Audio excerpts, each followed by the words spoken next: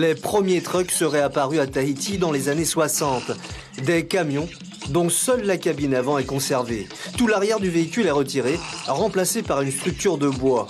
Son aspect est unique dans le monde.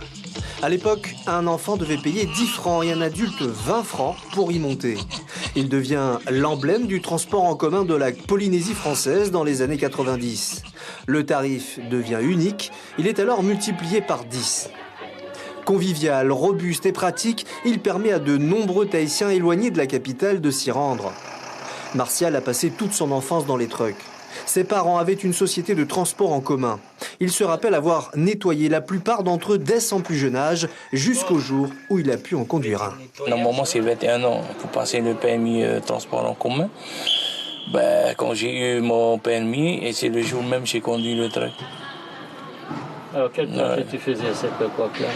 Le trajet d'Empire vers Propriété.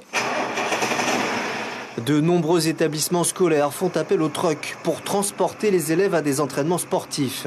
Le collège Lamennais essaie de faire appel le plus souvent possible à l'une des 2 dernières sociétés utilisant ces véhicules typiques. D'ailleurs, l'établissement en possède un depuis plus de 20 ans. Le personnel se rappelle qu'au départ, le truck reliait les populations. Ça permet aussi à cette population de se mélanger, de rentrer ensemble en convivialité, de pouvoir transporter des objets, notamment réfrigérateurs ou un sac de riz, sans avoir de voiture personnelle. Donc c'était vraiment le moyen de transport à la mode. La sécurité dans ces véhicules est pointée du doigt. L'année dernière, une loi a failli leur interdire de circuler. Elle a été amendée grâce à la mobilisation d'une partie de la population. Les chauffeurs peuvent encore apprécier leur truck. Plus maniable, moins encombrant comparé à un bus. Mais difficile, j'ai déjà fait une fois pendant que j'ai passé le permis en bus. C'est vrai que quand tu vas dans les quartiers très étroits, il est difficile de manier le bus comparé à un truck. De moins en moins de sociétés de transport utilisent les trucks, car tous savent que tôt ou tard, le couperet tombera. Martial aussi le sait.